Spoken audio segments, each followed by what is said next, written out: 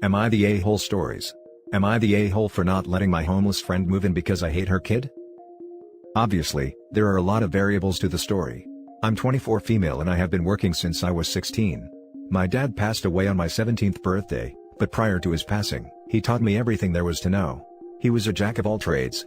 I have done electric, plumbing, mechanic work, concrete and basic carpentry. My dad and I always loved this one house that had been on the market since I was super young. He always said that one day it would be ours. When he passed, we got an insurance settlement. When I turned 18, I bought that house outright. My mom didn't come with me because it was too much for her to process, but she lives right up the road, so since I was 18, I have been picking away at this house little by little. There was a lot of work to be done and it would be so much easier if my dad was still here to help, but hey, we finally got our house. My friend has a 11-year-old kid. I have never been a fan of her due to the fact that at her age, she still throws herself on the floor at supermarkets, screaming bloody murder when she doesn't get her way. She is an embarrassment, to say the least, but I tried with her. I tried to like her despite all her tantrums and entitlement. One year, she asked me for one of those really expensive doll houses, like $500, and I got it, just to have her turn around and bust it 20 minutes later for being the wrong color. The tip of the iceberg was when I was conned into taking her one day when I was visiting my 7-year-old brother in the hospital who was just diagnosed with cancer at the time. He's good now, and when she saw him lying in that hospital bed all doped up, she immediately said, "What a drama queen. He is obviously faking it." I dropped her off and never took her again. I'm disgusted by her. So, my friend just became homeless. She didn't tell me the variables that caused this, but she's homeless regardless. She calls me up and asks if her and her kid can come live with me for a while. I didn't mean for it to come off as harsh as it did, but my response was, nope. I've seen how your child acts and I'm not having her destroy the one place that reminds me of my father, or interrupting my solitude for not getting her way. Sorry. Again, I didn't mean for it to be that harsh, but that's how it happened regardless. So she flips out. Says I'm trying to make out like her kid is Satan. She knows what her kid said to my brother too, and said that her kid didn't mean it, which makes it worse in my eyes. She is telling everyone that I'm a POS for allowing her child to be homeless when I have the means to accommodate. The house has 6 bedrooms. Am I the a-hole? Now for the top comments. Not the a-hole. Call me cynical, but it's too much of a coincidence that your friend became homeless, just when you finished renovating your house. Hi cynical, I'm jaded. I thought the exact same thing. It definitely isn't a coincidence. Her friend knows OP is all alone in an, apparently, 6-bedroom house. She isn't looking for a layover, she's looking to squat on OP's good graces as long as she can. Someone who would pawn off a kid on a person going into the hospital to see a child who's sick with cancer. This is not a considerate, thoughtful adult who will know not to overstay their welcome. This is not someone who pays rent and becomes a good tenant over time. This is not someone who's grateful for a friend who has already reached the end of their tether with your child. If this kills the friendship, so be it, it's a hill worth dying on. Not the a-hole, but I might be biased because I can't stand kids. The kid has proven herself to be entitled, bratty, and destructive. I wouldn't want that in my home, either. Your story about your dad made me teary-eyed. Good for you for being able to buy the house. I'm sure your dad would have been super proud of you. Thank you. Not the a-hole. The kid seems terrible, don't allow them in your home. Kid is 11 and was enabled to this behavior by mom. Point the finger in that direction. Call CPS. Apply some pressure to mom so she gets her act together and end this BS enabling behavior. She is just a kid, yeah, my butt. If you don't teach your kid empathy and good behavior, kid will end up that way. 10 cookies. She only regurgitated the things her mom said. Kids do that. So OP, look out for her mom. Kid is the lesser evil here and can still be mended, not saying it should be you, but she def should grow up somewhere else. Now for the next story. Would I be the a-hole if I tell my stepdaughter she is no longer welcome in my home after stealing? The title sums it up pretty well. For context though, stepdaughter is a full-grown adult with a child and home of her own. Over the last few years now I'd say, I've noticed things from the house going missing. I never thought much of it, as I figured I'd just misplaced them. It was mainly makeup and other cosmetics/toiletries and such, small items. Maybe the odd small amount of money. However, the more it continued, the more I noticed there was potentially more going on than me misplacing items. For example, when she came to stay, I'd notice my makeup drawer in the bathroom would be left ajar, things in my room would be moved about and evidence of rummaging. Put it down to her looking for sanitary pads or such. Then one day I opened my makeup drawer and found half the stuff that was meant to be in there. Well, wasn't. Okay, maybe I moved them to my room. Nope, in fact, even more missing from my room. Now is when I was starting to get suspicious. No way I had lost that many items in my own home. I told my husband and he kind of dismissed it. There was no proof other than that the items weren't there. A week later, she comes to stay for a couple of days while her son is at his dad's. She leaves her bag on the floor. I walk past and an item catches my eye. Because it belonged to me, I picked the item up and asked her about it. She claimed she had gotten it ages ago. However, the kicker was that it was part of a pair and I still had the other one. After more pressing, she admitted it must be mine because she didn't have the partner, but didn't know how she had it. This is when I went back to my husband with proof. However, he dismissed again, saying it was only one item and she could have picked it up by mistake. From a closed drawer? Good one. I was frustrated but didn't want to cause a fight, so just told her to not touch anything that wasn't hers, but made it clear to my husband I didn't trust her.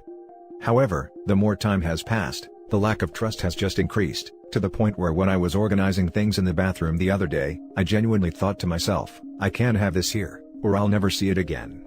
Now with the prospect of restrictions easing here, there's probably going to come a time she asks to stay again. Will I be the a-hole if I tell my husband she isn't welcome to stay for a while as I don't trust her in our home? Not the a-hole. You need to protect your belongings, but it doesn't sound like your husband is on your side, so he'll treat you like you're the a-hole. Yeah, this is my issue. I'll just have the two of them saying I'm an a-hole, like I'm expected to be okay with my stuff getting taken cause she wants it? I don't go to work every day so she can benefit. This is why God invented those sleek, go in any room, link to your smartphone, modern security cameras. Either that or get a dresser with enough locked drawers to keep everything in them and laugh at her and daddy's excuses about how insulting it is. Not the a-hole. Not the a-hole.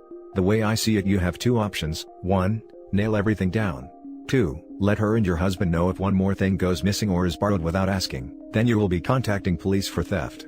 I personally would leave $20 out when she is in your residence, maybe around items she normally takes that are in semi-obscure locations. Money goes missing and you caught the thief red-handed.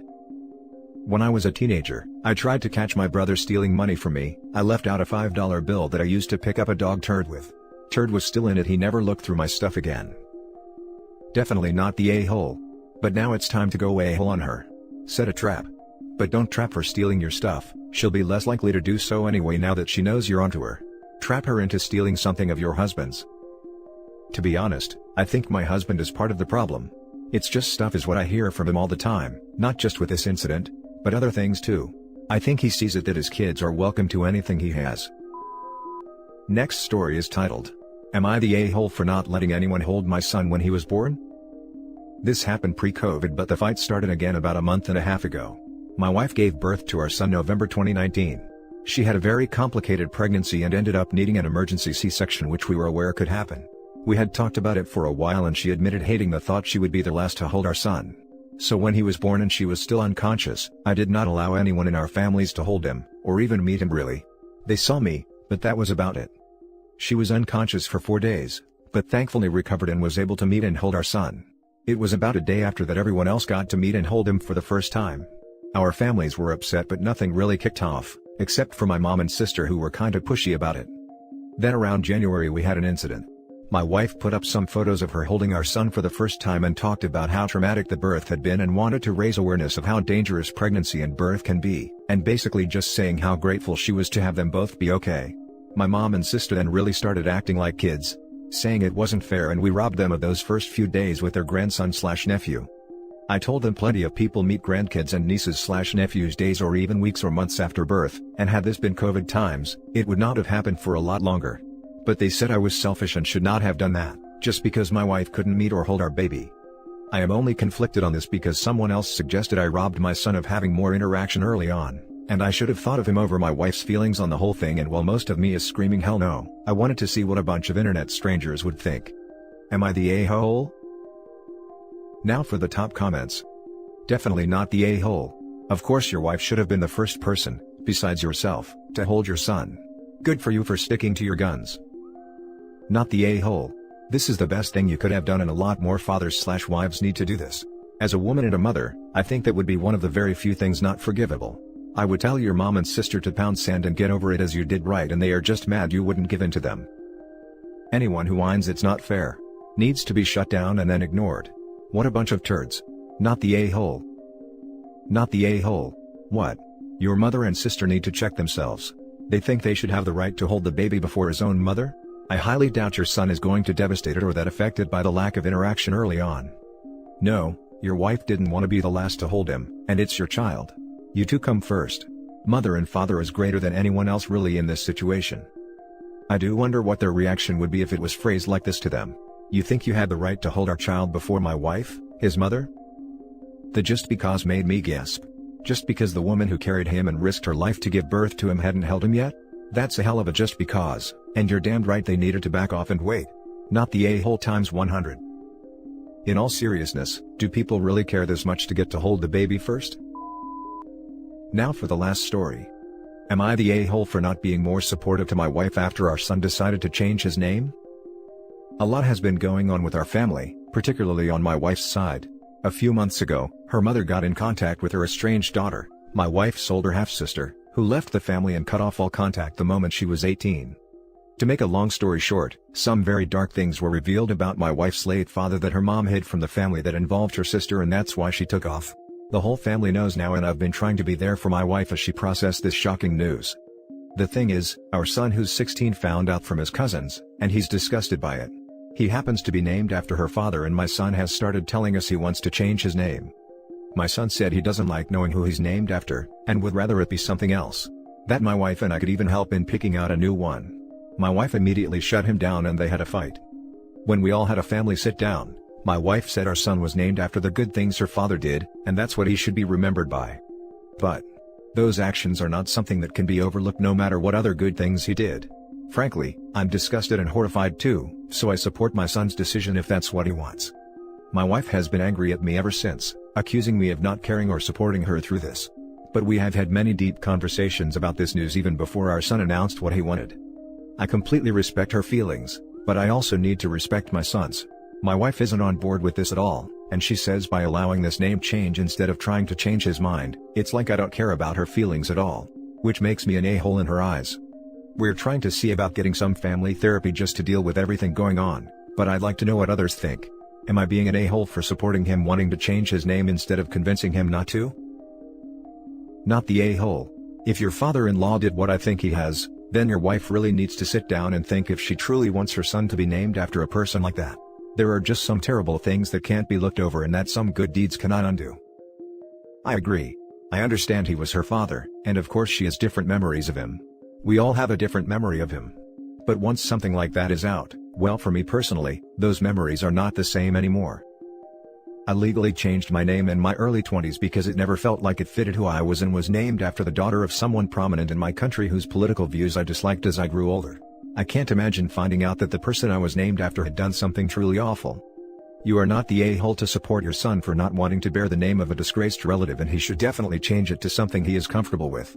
Your wife may have good memories of her father, but that doesn't wipe out the stain now the truth is known about him. Keep supporting your son and engage in some family therapy with your wife and son, so that she can come to understand his and your perspective, and that it doesn't need to destroy her good memories of her father just because your son no longer bears his name. I think this is the root of it.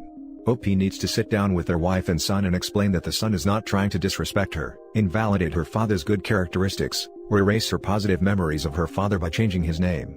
But it is ultimately the name and burden that their son has to carry, not her. He is the one who has to live with his own name, not her. And it is his choice whether he wants to represent someone who has committed terrible deeds, and his choice whether he wants to embody those positive traits and happy memories.